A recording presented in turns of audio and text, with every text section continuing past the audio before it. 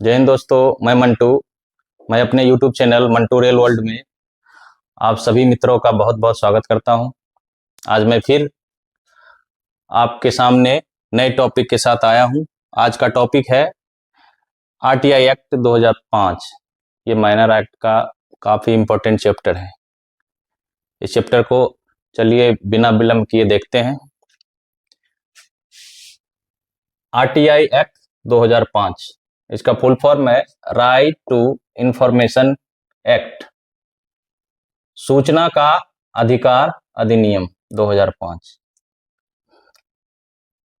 इसमें कुल धारा 31, अध्याय 6 और अनुसूची 2, ये इसका परिचय है। अब आते हैं इसका कुछ इंपॉर्टेंट पॉइंट्स पे, जो कि काफी महत्वपूर्ण है और बार बार आपको यही आगाह करते हैं कि ये पॉइंट्स को ध्यान रखें। और सबसे महत्वपूर्ण चीज है लागू तिथि। ये देखिए 12 अक्टूबर 2005 को ये लागू हुआ था। RTI एक्ट 2005 जो है 12 अक्टूबर 2005 को लागू हुआ था। अब इंपॉर्टेंट पॉइंट्स पे आते हैं, ये काफी इंपॉर्टेंट है, थोड़ा ध्यान दीजिएगा। RTI एक्ट से पहले हमारे देश में फ्रीडम टू इंफॉर्मेशन एक्ट था 2002। RTI एक्ट से पहले हमारे देश में फ्रीडम टू इंफॉर्मेशन एक्ट 2002, जिसको कि रिप्लेस किया गया 2005 में, रिप्लेस करके इसको तब RTI एक्ट 2005 लाया गया। फ्रीडम टू इंफॉर्मेशन एक्ट 2002 को रिप्लेस करके RTI एक्ट 2005 को लाया गया। ठीक, अब आते हैं कुछ महत्वपूर्ण पॉइंट्स। कहता है कि RTI के प्रथम सूचना आयुक्त कौन थे? प्रथम सूचना आयुक्त कौन थे? श्री वजाहत हबीबुल्ला थे।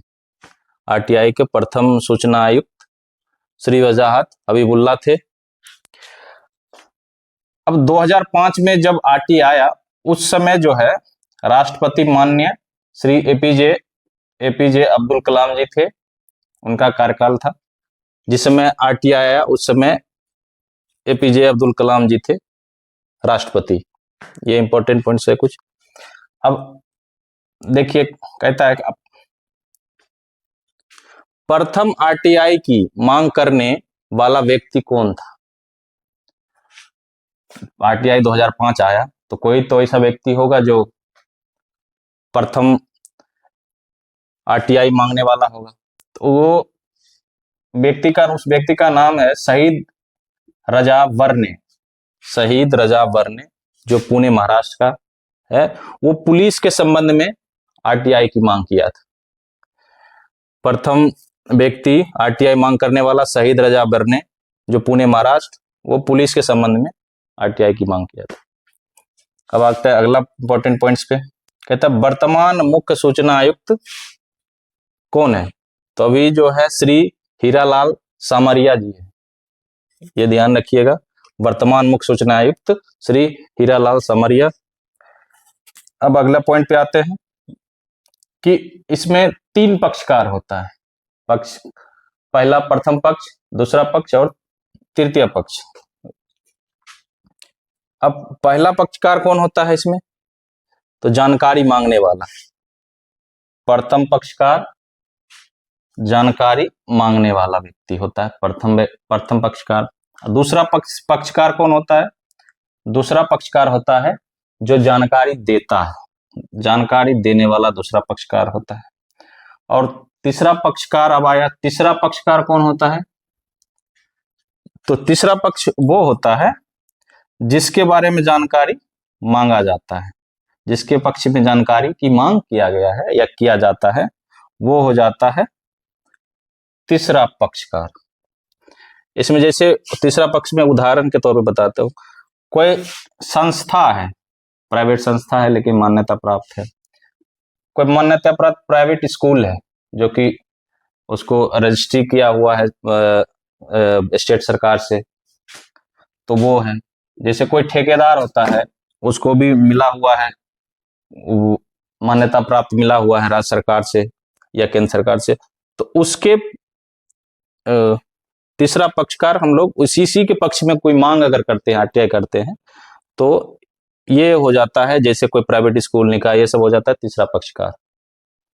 और तीसरा पक्षकार के बारे में जब हम लोग जानकारी मांगते हैं तो वो हमें 40 दिन में जानकारी दिया जाता है।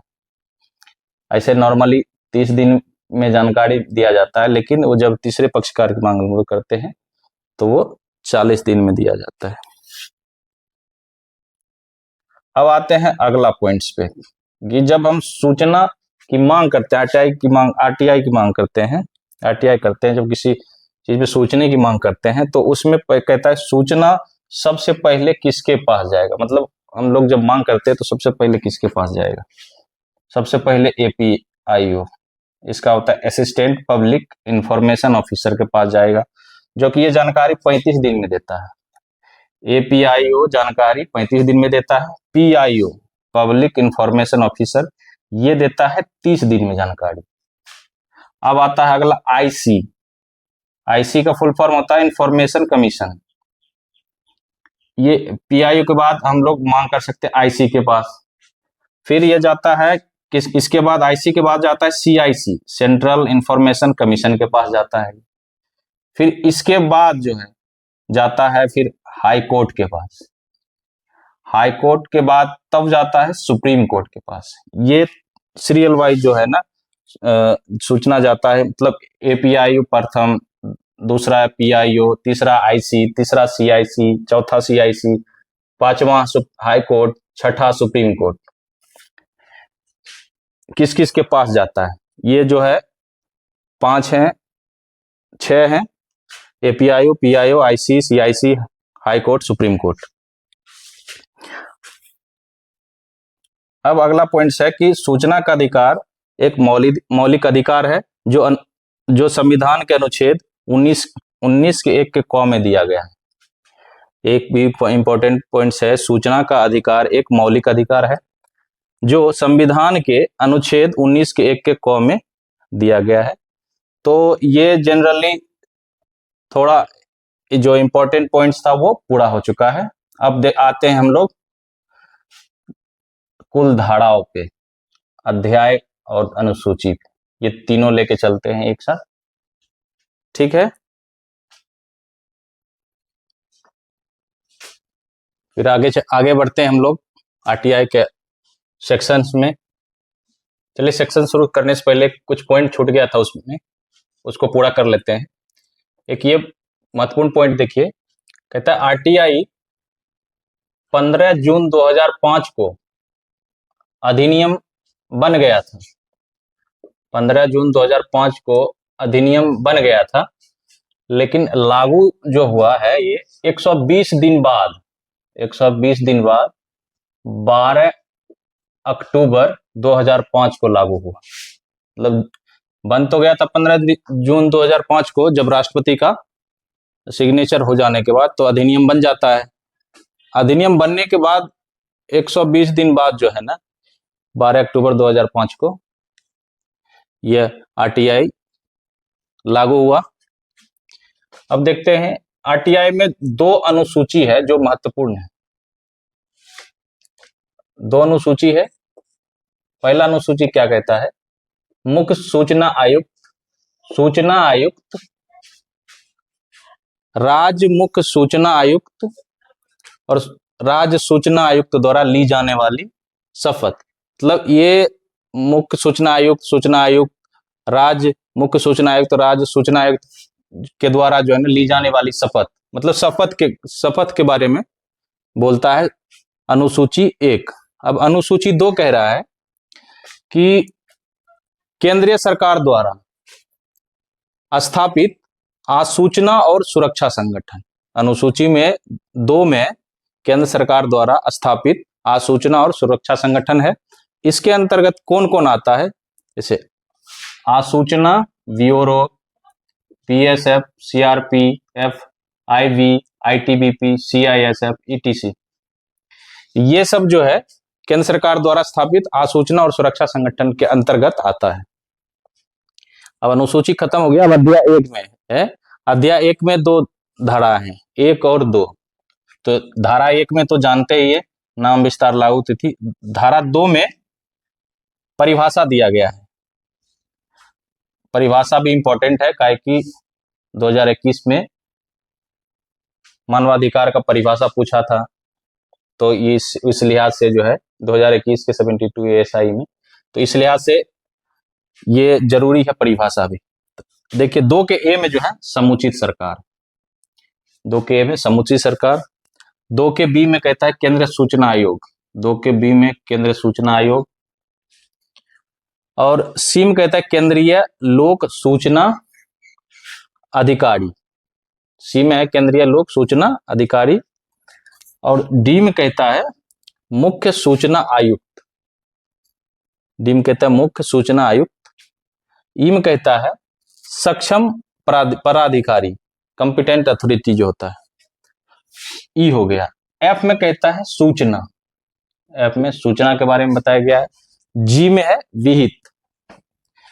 और एच में लोक पदाधिकारी, लोक पदाधिकारी एच में। आई में है अभिलेख, जिसको हम लोग रिकॉर्ड बोलते हैं। जे से हो गया सूचना का अधिकार, यही पूछा था ASI 72 रूल में 2021 में, यही क्वेश्चन था कि सूचना का अधिकार, परिभाषा पूछा था कि किसमें है। अब जे हो गया। अब आते हैं के कहता है राज्य सूचना आयोग, राज्य सूचना आयोग के में है। एल में है राज्य मुख्य सूचना आयुक्त, एल में क्या है राज्य मुख्य सूचना आयुक्त। और एम में कहता है राज्य लोक सूचना अधिकारी, एम में राज्य लोक सूचना अधिकारी। और महत्वपूर्ण एक ये है परिभाषा, तीसरा पक्षकार, थर्ड पार्टी जिसको बोलते हैं हम लोग, ये आपका एन में है, 2 के एन में इसका परिभाषा है थर्ड पार्टी का। आप जानते हैं कि थर्ड पार्टी को जो है 40 दिन के अंदर जो है ना जवाब दिया जाता है। अगर तीसरा पक्षकार के बारे में जानकारी मांगते हैं तो 40 दिन के अंदर आपको देगा जवाब, या नहीं तो नॉर्मल अगर आप RTI करते हैं, कोई सूचना मांगते हैं तो आपको 30 दिन के अंदर, अगर कोई दोबारा जो है सूचना मांगते हैं तो वो 90 दिन के अंदर जो है आपको मांगना पड़ता है। चलिए उस तो आगे पढ़ेंगे हम लोग। फिर एक और टॉपिक था, कहता RTI की प्रस्तावना में, RTI की प्रस्तावना में कहा गया है कि सूचना की पारदर्शिता महत्वपूर्ण है। किसके लिए महत्वपूर्ण है? सूचना की पारदर्शिता किसके लिए महत्वपूर्ण है? तो सूचना की पारदर्शिता भ्रष्टाचार को खत्म करने में ये महत्वपूर्ण है। RTI जो है, RTI की प्रस्तावना में ये कहा गया सूचना की पारदर्शिता महत्वपूर्ण है भ्रष्टाचार को खत्म करने। चलिए अब ये हो गया। अब धारा 2 परिभाषा खत्म हो गया, एक पॉइंट था वो भी खत्म हो गया। अब अध्याय का जिक्र पहले कर लेते हैं, उसके बाद सेक्शन में 3-4 सेक्शन आगे बढ़ते रहेंगे। एक अध्याय ये है अध्याय 2, अध्याय 3 और अध्याय 4, अध्याय 5 का जिक्र कर दिया है मैं यहाँ, क्या कि ये छोटा छोटा टॉपिक था लेकिन इंपॉर्टेंट था। अध्याय 2 में धारा 3 से लेके 11 तक, अध्याय 2 में धारा 3 से 11 तक है। इसमें है कि अध्याय 2 कहता है कि सूचना का अधिकार आपको मिलेगा, ये 3 से 11 के बीच ये चीज देखने को मिलेगा, सूचना का अधिकार और लोक पदाधिकारी की क्या क्या बाध्यताएं हैं वो आपको मिल जाएगा ये अध्याय 2 में। तो ये ध्यान रखना है, अध्याय कभी कभी अगर इससे मान लिया जाए परिभाषा से ना पूछे, सेक्शन से ना पूछे, हो सकता है कि कहीं अध्याय से पूछ दे कि अध्याय 2 में जो है या सूचना का अधिकार और लोक पदाधिकारी की बाध्यताएं किस अध्याय में दिया गया है। इस टाइप का अगर क्वेश्चन आ गया तो फिर जो है इतना पढ़ने लिखने से जो है ना बेकार हो जाएगा। अगर वहां जाके आप फंस जाते हैं तो बेकार हो जाएगा। हम नहीं चाहते हैं कि आप वहां जाके फंसे, थोड़ा मेहनत यहीं कर लें, वहां अच्छे से स्कोर करके आए। फिर अध्याय 2, अध्याय 3 हो गया, अध्याय 2 हो गया, अध्याय 3 कहते हैं। अध्याय 3 कहता है, अध्याय 3 धारा 12 से 14 तक के बीच आता है, तो अध्याय 3 भी महत्वपूर्ण है। अध्याय 3 में कहता है केंद्र केंद्रीय सूचना आयोग के बारे में बोलता है। अध्याय 3 केंद्रीय सूचना आयोग के बारे में बोलता है, जो कि धारा 12 से 14 के बीच है। अब अध्याय 4 में आते हैं हम लोग। अध्याय 4 है धारा 15 से लेकर 17 तक। ये राज्य सूचना आयोग के बारे में बताता है। अब एक और इंपॉर्टेंट अध्याय है अध्याय 5। ये है धारा 18 से 20 तक। अध्याय 5 जो है धारा 18 से 20 तक के बीच है, और ये कहता है कि सूचना आयोग की शक्ति, ये भी बहुत इंपॉर्टेंट है। सूचना आयोग की शक्ति क्या है, इसमें अध्याय 5 में दिया है। उसका कार्य है, कृत्य क्या है, अपील कर सकते हैं, उसमें दंड है। अगर आपको समय से कोई सूचना नहीं देता है तो उसमें दंड है। तो ये जो परिभाषा या कुछ टॉपिक और अध्याय के बारे में और अनुसूची के बारे में, आप अनुसूची भी याद रखेंगे। ये कुछ इंपॉर्टेंट पॉइंट्स था, ये अब क्लियर हो गया। अब हम चलते हैं धारा 3 से आगे बढ़ते हैं। अगली धारा है धारा 3। धारा 3 कहता है सूचना का अधिकार। धारा 3 क्या कहता है, सूचना का अधिकार। इसका यह मतलब हुआ कि सभी नागरिक को सूचना का अधिकार होगा। इस अधिनियम के अधीन सभी नागरिक को सूचना का अधिकार होगा, ये धारा 3 कहता है। अब धारा 4 पे आते हैं। धारा 4 कहता है लोक प्राधिकारियों की बाध्यताएं क्या क्या है। लोक प्राधिकारियों की बाध्यताएं क्या क्या है। इसमें धारा 4 का उपधारा 1 के बी कहता है लोक सूचना अधिकारी के नाम, पदनाम, ये बाध्यताएं में जो है लोक पदाधिकारी की बाध्यताएं में के अंतर्गत ये आता है। 4 के 1 के बी में जो बाध्यताएं क्या क्या है वो बताता है कि लोक सूचना अधिकारी के नाम, पदनाम और विशिष्टियां, अधिकारियों और कर्मचारी की शक्ति, कर्तव्य, प्रत्येक एजेंसी को आवंटित बजट को इस अधिनियम के अंतर्गत 120 दिन के अंदर सार्वजनिक प्राधिकरण को प्रकाशन करेगा और प्रत्येक वर्ष में अद्यतन करेगा। कुल मिला के 4 का 1 के बी का ये कहना है कि धारा 4 के तहत जो है ना सभी पदाधिकारियों को नाम, पदनाम, विशिष्टियां, अधिकारियों, कर्मचारियों के कर्तव्य क्या है, शक्ति क्या है, एजेंसी का आवंटित बजट क्या है, इसको हर एक साल इसको अद्यतन करना है। कितने दिन के अंदर, 120 दिन के अंदर। मतलब 120 दिन के अंतर्गत ये सार्वजनिक करना पड़ता है। और यही धारा 4 जो है ASI 72 रूल 2023 में इसी धारा 4 के बारे में पूछा था कि कौन सी ऐसी धारा है जो कि किसी भी सूचना को सार्वजनिक करता है। इस टाइप से ही क्वेश्चन था। मतलब ये धारा 4 ये काफी अंदर से पूछ दिया था, जो कि उतना उम्मीद भी नहीं था किसी को। ये धारा 4 पूछ दिया था आपको ASI 72 रूल 2023 में, ये धारा 4। अब आते हैं धारा 5 पे। धारा 5 कहता है लोक सूचना अधिकारियों का पदनाम। मतलब पदनाम क्या होगा, लोक सूचना अधिकारियों का पदनाम क्या होगा, और नियुक्ति जो है ना धारा 5 के ही तहत जो है ना लोक पदाधिकारियों को किया जाता है। तब आते हैं, एक पॉइंट है धारा 5 में प्रावधान है कि प्रत्येक लोक पदाधिकारी इस अधिनियम के 100 दिन के भीतर उतने सूचना प्रदान करने वाले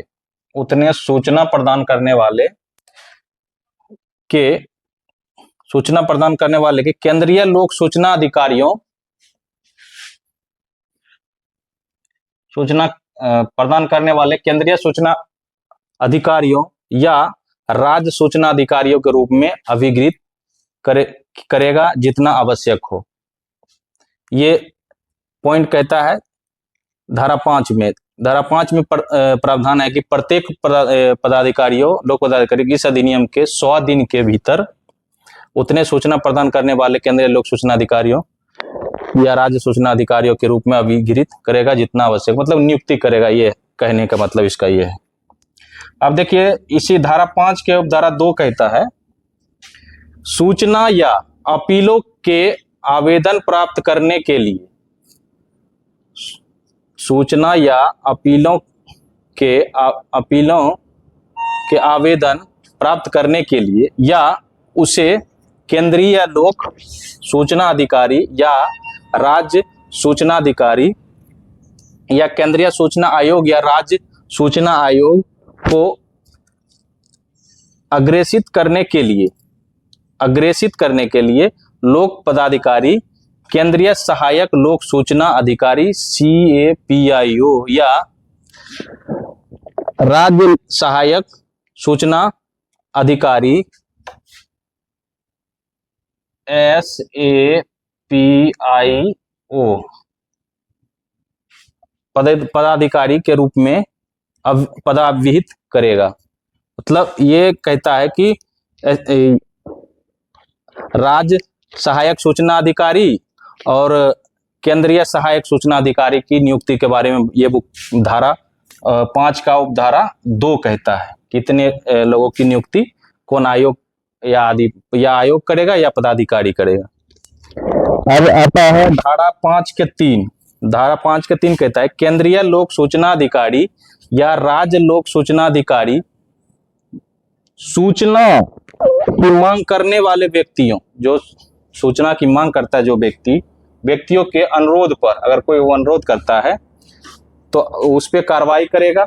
कौन कार्रवाई करेगा? तो केंद्रीय लोक सूचना अधिकारी या राज्य लोक सूचना अधिकारी या राज्य लोक सूचना अधिकारी कौन कार्रवाई करेगा, और सूचना मांगने वाले व्यक्तियों की सहायता प्रदान करेगा। ये कहता है केंद्रीय लोक सूचना अधिकारियों या राज्य लोक सूचना अधिकारी सूचना मांग करने वाले व्यक्तियों के अनुरोध पर कार्रवाई करेगा और सूचना मांगने वाले व्यक्तियों की सहायता प्रदान करेगा। तो ये हम लोग का पूरा हो गया धारा 5 तक। अब अगली धारा 6 में चलते हैं। अब आगे शुरू करते हैं धारा 6 पे। धारा 6 क्या कहता है? सूचना अभिप्राप्त करने के लिए अनुरोध। तो अनुरोध करता है कौन? कोई व्यक्ति जो है धारा 6 के तहत सूचना भी प्राप्त करने के लिए अनुरोध करता है या आवेदन करता है। ये धारा 6 के तहत कुछ उससे संबंधित पॉइंट है। तक कोई व्यक्ति इस अधिनियम के अधीन कोई सूचना भी प्राप्त करना चाहता है, कोई इच्छुक है, करना चाहता है, वह या लिखित रूप में दे या इलेक्ट्रॉनिक युक्ति के माध्यम से, ऑनलाइन करे माध्यम से। इसमें सूचना भी प्राप्त करने की भाषा क्या क्या हो सकता है? आप अंग्रेजी में कर सकते हैं, हिंदी में कर सकते हैं, या क्षेत्र का जो राजभाषा है आप उसमें कर सकते हैं। जिसमें आवेदन किया जा रहा है ऐसी फीस के साथ जो विहित की जाए। अब जिसमें आप आवेदन करेंगे उसी भाषा में आपको फीस के साथ जो है ना जवाब दिया जाएगा। अब है दूसरा इसका पॉइंट, देखते हैं। कहता है आरटीआई एक्ट 2005 के अंतर्गत एक सार्वजनिक प्राधिकारी को, आरटीआई 2005 एक्ट 2005 के अंतर्गत एक सार्वजनिक अधिकारी को एक आरटीआई आवेदन या उसके एक भाग, कोई आवेदन है या उसका एक भाग है आवेदन में, किसी अन्य सार्वजनिक पदाधिकारी, मतलब हो सकता है दूसरी ऑफिस से संबंधित हो, बगल के ही कोई दूसरी ऑफिस से संबंधित हो, पदाधिकारी को हस्तांतरित करना चाहिए। मतलब संबंधित अगर है दूसरे ऑफिस से संबंधित, उसको उस ऑफिस में भेजना चाहिए। तो यदि आवेदन या उसका एक हिस्सा एक अन्य लोक पदाधिकारी से संबंधित हो, बोले पहले कि जो दूसरे ऑफिस से संबंधित हो या जिसकी विषय वस्तु किसी अन्य लोक पदाधिकारी के कृत्यों से अधिक निकटता से जुड़ा हो, या दूसरे अधिकारी कोई है ऑफिस, उसी ऑफिस में है लेकिन कोई दूसरे अधिकारी से ये नजदीकी है, उस मैटर में जो आवेदन में मांग किया गया है, तो वो उस अधिकारी के निकटता जुड़ा हुआ है, तो उस अधिकारी के पास यह आवेदन भेज दिया जाएगा। वो भी आवेदन प्राप्त करने के 5 दिन के अंदर। आवेदन प्राप्त जब होता है, जो निकटता जिससे संबंधित रहता है, वो 5 दिन के अंदर जो है ना उस ऑफिस में या पदाधिकारी को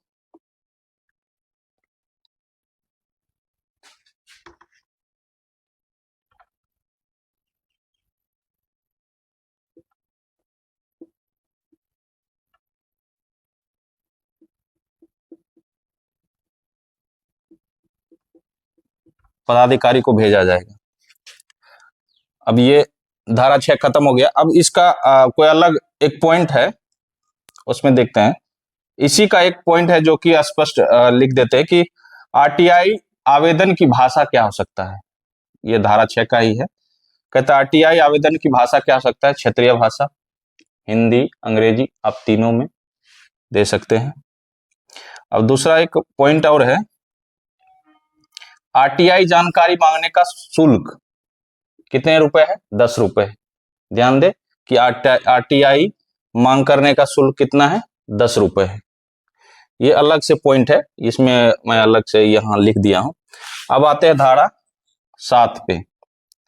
धारा 7 काफी इंपॉर्टेंट है, काहे कि इसका 7 का जो है ना से कुछ क्वेश्चन जो है पूछा जा चुका है, ये सब इंस्पेक्टर वाले में 72 रोल वाले में।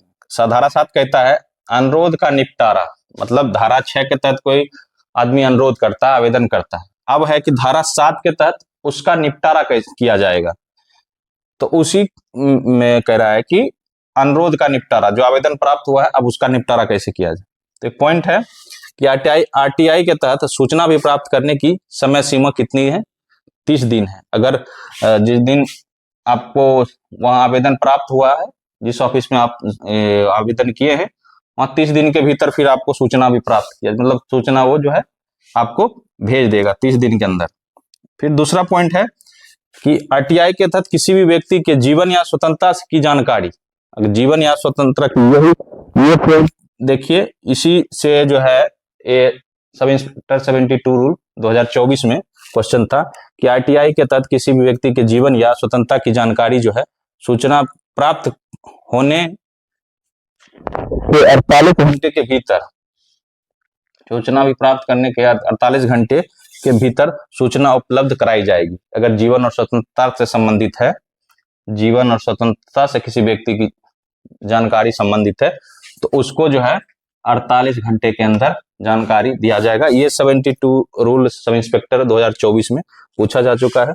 अब इसी का देखिए 7 का, धारा 7 का उपधारा 5 में कहता है, धारा 7 के उपधारा 5 के तहत जो व्यक्ति गरीबी रेखा के नीचे है, जो व्यक्ति गरीबी रेखा से नीचे गुजर बसर कर रहा है, उसके लिए कोई फीस जो है नहीं ली जाएगी। उसके लिए जो है किसी भी प्रकार की कोई फीस नहीं ली जाएगी। ये आप ध्यान रखिएगा कि 7 के 5 के तहत जो है कहता है जो व्यक्ति गरीबी रेखा के नीचे है, उससे किसी भी प्रकार की कोई फीस नहीं ली जाएगी। उम्मीद है कि आप अच्छे से इसको समझ गए होंगे। अब हम लोग चलते हैं धारा 8 में। अगली धारा है धारा 8। धारा 8 कहता है सूचना प्रकट किए जाने से छूट। अब कौन सी ऐसी सूचना प्रकट किए जाने से छूट है, इसको देखते हैं एक पॉइंट से। तो आरटीआई एक्ट की धारा 8 के तहत निम्न सूचना प्रदान की छूट है। एक में देखिए कहता है सूचना जिसके प्रकटन से भारत की संप्रभुता और अखंडता, राज्य की सुरक्षा के लिए खतरा हो। एक में ये हो गया। 2 कहता है ऐसी सूचना जिसके प्रकट करने से किसी व्यक्ति के जीवन या शारीरिक सुरक्षा के लिए खतरा हो, वह भी सूचना आपको नहीं दिया जा सकता है। अब 3 कहता है ऐसी सूचना प्रकट करने से जिसमें कि अन्वेषण या अपराधियों के गिरफ्तार करने या अभियोजन की क्रिया में अड़चने पड़ने की संभावना है। ये जो कुछ महत्वपूर्ण पॉइंट्स थे वो मैं लेकर आया हूं। तो ये आप समझ गए कि सूचना प्रकट किए जाने से किस किस मामलों में छूट है। सूचना जिसके प्रकटन से भारत की संप्रभुता और अखंडता या राज्य की सुरक्षा के लिए खतरा हो, वहां नहीं दिया जाएगा। ऐसी सूचना जिसके प्रकट करने से किसी व्यक्ति के जीवन या शारीरिक सुरक्षा के लिए खतरा हो, वो सूचना नहीं दी जाएगी। ऐसी सूचना प्रकट करने से जिसमें अन्वेषण या अपराधियों के गिरफ्तार करने या अभियोजन की क्रिया में अड़चने पड़ने की संभावना है, ऐसी सूचना आपको नहीं दी जाएगी। अब धारा 9 कहता है कपितव्य मामलों में पहुंच के लिए अस्वीकृति के आधार। ये कुछ अटपटा सा वर्ड भी है इसमें लग रहा है पता नहीं है क्या, लेकिन इसको थोड़ा आसानी में हम प्रयास कर रहे हैं आपको बता दें। कपितव्य मामलों में पहुंच के लिए अस्वीकृति का आधार, अगर एलडीसी एग्जाम में अगर उसको ये क्वेश्चन पूछना होगा तो हो सकता है हूबहू यही दे दे। इसीलिए बोलते हैं कुछ कुछ सेक्शन इंपॉर्टेंट तो है, लेकिन आप उसको जिस भाषा में लिखा हुआ है कानूनी भाषा में, उसी भाषा में उसको याद रखें। फिर आसान भाषा में हम इसको समझाने का प्रयास कर रहे हैं, लेकिन प्रयास कीजिएगा कि अगर आपको पूछ दिया ये सेक्शन धारा 9 कपितव्य मामले में पहुंच के लिए अस्वीकृति का आधार, तो आप याद ना भी रहे तो कम से कम ध्यान रहे कि हमें ये धारा 9 है, इतना कम से कम इस पे थोड़ा ध्यान देना है। इसमें पॉइंट कहता है कि केंद्रीय लोक सूचना अधिकारी या राज्य सूचना लोक अधिकारी सूचना के किसी अनुरोध अस्वीकार कर सकेगा। जहां पहुंच उपलब्ध कराने के ऐसे अनुरोध में राज्य से भिन्न किसी व्यक्ति के विद्यमान प्रतिलिपिकार कॉपीराइट का उल्लंघन होता हो। आप सीधी सी बात इसमें आसान भाषा में इसको समझिए कि अगर किसी राज्य से भिन्न किसी की सूचना अगर मांग रहे हैं, अगर उसके कॉपीराइट का उल्लंघन है, प्रतिलिपिकार और कॉपीराइट का उल्लंघन है, तो वहां भी आपको वो सूचना नहीं दिया जाता है। सपोज दैट कोई वैज्ञानिक है या प्रोडक्ट है, आप उसका इस्तेमाल मतलब आप उसके बारे में जान रहे हैं कि ये प्रोडक्ट बना कैसे है, अगर वो रजिस्टर करा चुका है उस प्रोडक्ट को, अगर उस पे आप मांग कर रहे हैं कि भाई इस प्रोडक्ट के बारे में, कोई प्रोडक्ट के बारे में कि आप हमको इसका बनाने की प्रक्रिया बताएं, तो वो चीज आपको नहीं दिया जाएगा उससे बिना पूछे। ये उसका अगर वो दे दिया जाता है तो वो उसका क्या होगा, कॉपीराइट का उल्लंघन होगा, वो कॉपीराइट क्लेम आ जाएगा। तो यही चीज है सीधी भाषा में कॉपीराइट, ये समझिए, ये धारा 9। अब अगली ये पॉइंट है, कहता है ये इसका पॉइंट नहीं, मतलब ये पॉइंट भी है, इसमें अलग से पॉइंट है कि सूचना उपलब्ध कराने के लिए 2 रुपया प्रति कॉपी और 50 रुपए प्रति फ्लॉपी या डिस्क जो है ना आपको फीस लिया जाता है। धारा 11 कहता है पर व्यक्ति सूचना, तो धारा 11 कहता है पर व्यक्ति सूचना, यही क्या थर्ड पार्टी जो है यहाँ आ गया। तो धारा 11 के 2 के तहत तीसरा पक्ष को अभ्यावेदन का अवसर दिया गया है, तो मांगी गई जानकारी को प्राप्त करने की अधिकतम सीमा 40 दिन होता है। वही थर्ड पार्टी को जो है आपको 40 दिन में जो है जानकारी देना होता है। धारा 12 कहता है केंद्रीय सूचना आयोग का गठन, इसमें गठन है तो किस किस को मिलाकर जो है इसका गठन किया जाएगा। एक मुख्य सूचना आयुक्त होंगे और 10 से अनधिक मतलब है 10 तक या 10 से कम हो सकता है केंद्रीय सूचना आयुक्त, या जितने आवश्यक समझे जाए। इसमें ये पॉइंट्स था। अब हम लोग अगली धाराओं पे चलेंगे। अब धारा 12 का 3 देखते हैं। 12 का 3 कहता है मुख्य सूचना आयुक्त और सूचना आयुक्त की नियुक्ति राष्ट्रपति द्वारा निम्न से मिलकर बनी समिति की सिफारिश पर की जाएगी।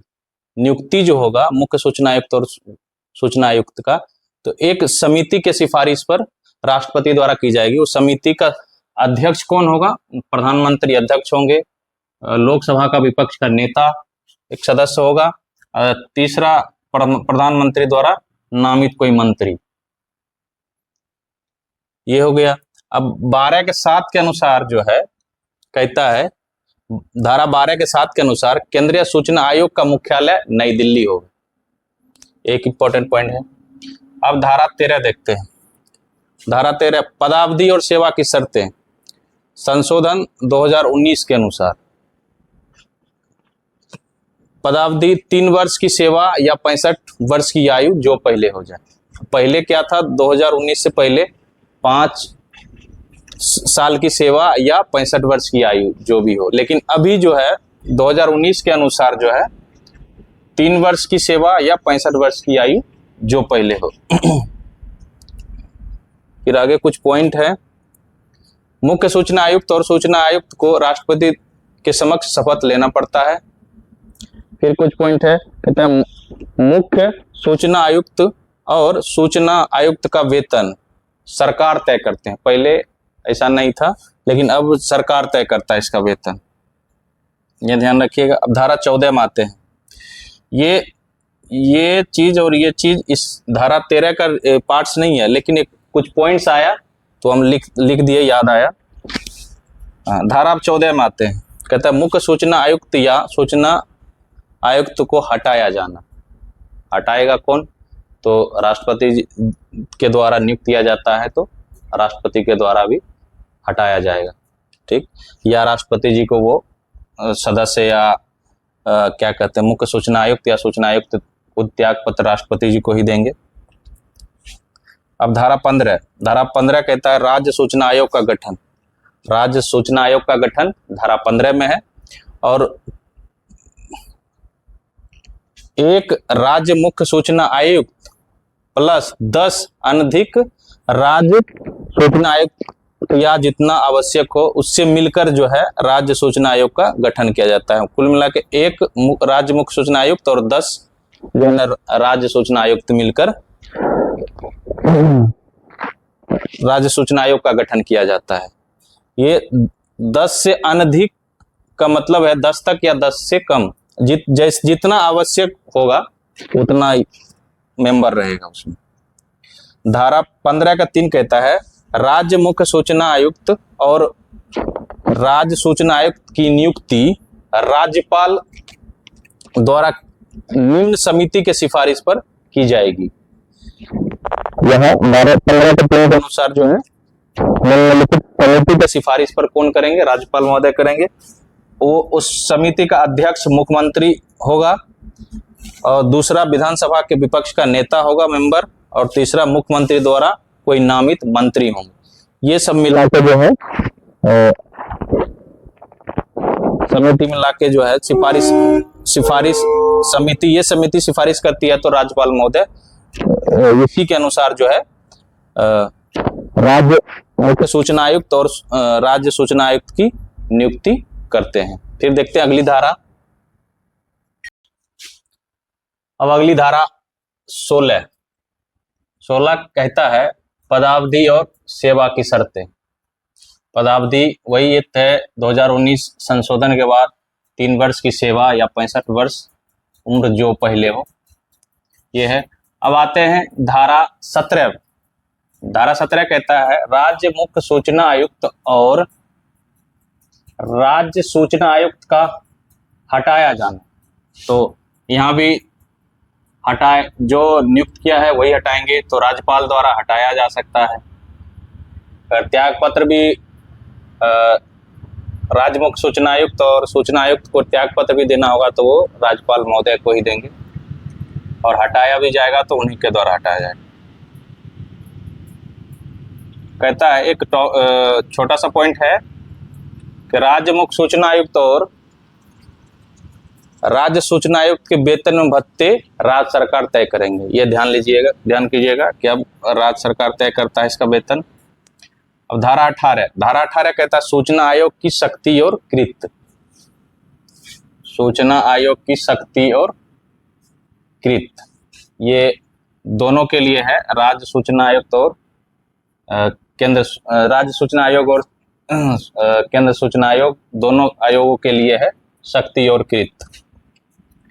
एक छोटा सा पॉइंट है कि प्रथम अपील को प्रथम अपीलीय अधिकारी द्वारा उसकी प्राप्ति तारीख से 30 दिनों के भीतर निपटाया जाएगा।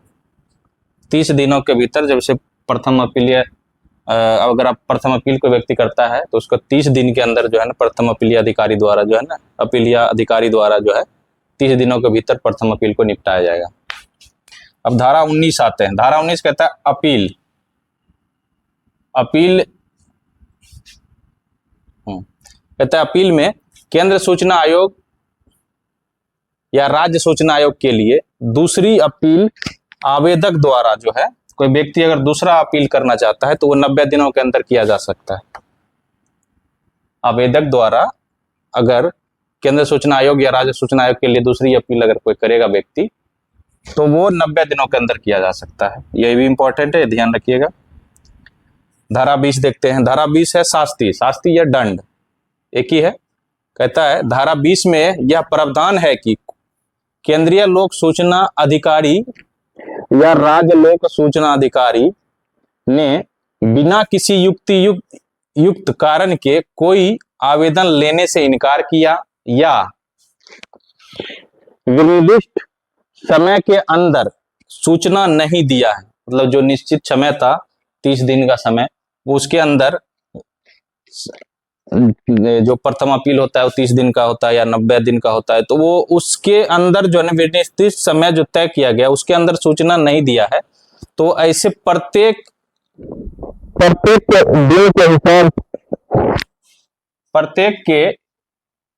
दिन के हिसाब से जितना दिन विलंब होगा उसका प्रत्येक दिन 250 रुपए कर जुर्माना देना होगा और अधिकतम जो है ना 25,000 रुपए से अधिक जुर्माना नहीं दिया जाएगा। यह है धारा 20 शास्ति वही दंड वही कहता है कि धारा 20 में यह प्रावधान है कि कोई केंद्रीय सूचना अधिकारी या राज्य सूचना अधिकारी ने बिना किसी युक्ति कारण के जो है ना अगर सूचना देने में जो समय निश्चित किया गया उस समय के अंदर सूचना नहीं देता है तो उसको जो है ना 250 रुपए प्रतिदिन के हिसाब से और अधिकतम 25,000 रुपए तक जुर्माना देना पड़ सकता है। तो ये हम लोग का जो इम्पोर्टेंट धारा था आरटीआई का वो खत्म होता है। अब देखते हैं हम लोग आरटीआई रूल, छोटा सा पॉइंट है वो रूल देख लेते हैं। एक धारा 26 को भी देख लेते हैं। 26 कहता है समुचित सरकार द्वारा कार्यक्रम तैयार किया जाना, मतलब समुचित सरकार का मतलब है कि केंद्र सरकार और राज्य सरकार द्वारा कार्यक्रम तैयार किया जाना, यह है। अब अगला टॉपिक इसी का है आरटीआई रूल 2012। ये भी मुझे इम्पोर्टेंट लगा तो मैं सोचा कि इसी में आपको रख देता हूं। इसमें कुल नियम जो है ना 15 है और ये आरटीआई रूल का लागू तिथि 2023 हेड कांस्टेबल 72 रूल 2023 में ये डेट पूछ दिया था आरटीआई रूल किस तारीख को लागू हुआ। तो इसीलिए मैं बार बार कह रहा हूं कि आप डेट हमेशा याद रखें ताकि आप वहां अच्छा से अच्छा स्कोर कर पाएंगे।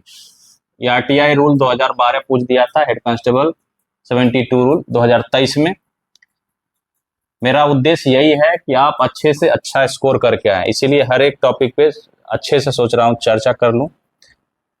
और नियम 1 में तो जानते ही हैं नाम विस्तार लागू।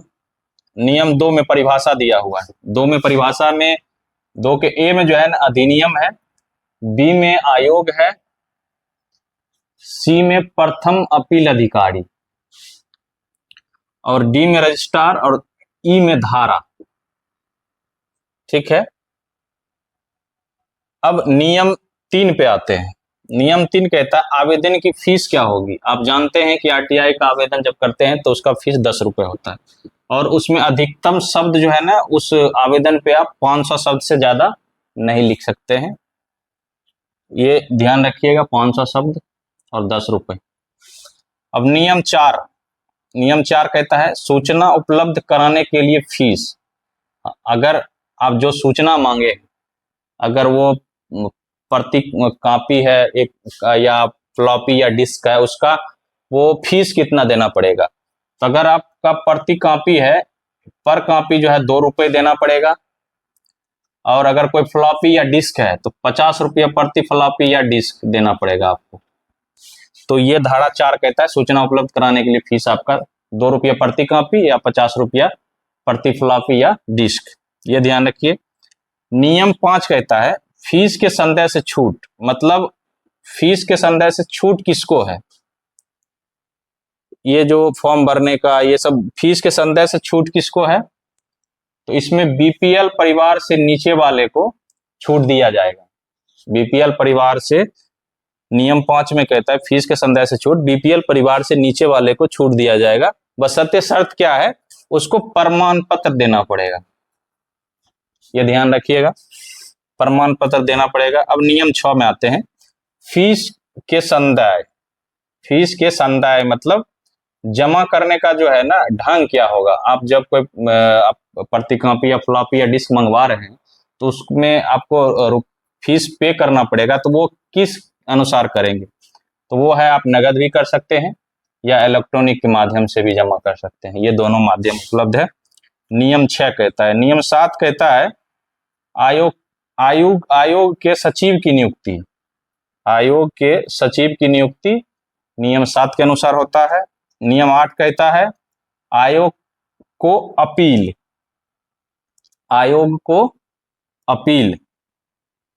और नियम 9 कहता है अपील का लौटाया जाना, आपका अपील लौटाया भी जा सकता है, ये नियम 9 कहता है। तो ये हमारा आरटीआई एक्ट 2005 और आरटीआई रूल 2012 दोनों समाप्त हुआ।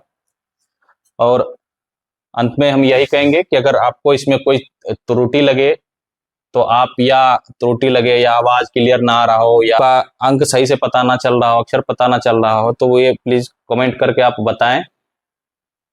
और अंत में यही कहेंगे कि अगर आपको ये हमारा क्लास अच्छा लगता है तो आप इसको लाइक करें, सब्सक्राइब करें, शेयर करें। और जाते जाते हम ये हर रोज आपको यही कहते हैं कि सब इंस्पेक्टर SI 72 रूल के लिए आप मैथ, रीजनिंग, जीके, जीएस अगर बैठने के इच्छुक हैं तो math plus reasoning, math plus reasoning, GK, GS plus उसी में करंट जोड़ लीजिए, करंट, इसकी तैयारी बहुत जरूरी है। ये आप अगर इसको छोड़ के चलते हैं तो सिलेक्शन पाने में बहुत कठिनाई होगी। ये लगातार कंटिन्यू अभी से ही लगे रहें, अभी सब इंस्पेक्टर का पेपर आने में भी टाइम है, तब तक आपकी तैयारी अच्छी हो जाएगी। मैं बार बार वही सजेस्ट कर रहा हूँ कि आप जो है प्लेटफॉर्म का मैथ और रीजनिंग का उस सेट आता है ग्रुप रेलवे ग्रुप डी का, वो ले लीजिए। और करंट के लिए ड्यूटेरिया का मंथली ले लीजिए या ईयरली ले लीजिए।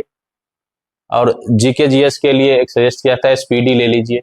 और जो मैथ 0 से शुरू करना चाहते हैं मैथ, उसके लिए एक सजेशन है कि लुसेंट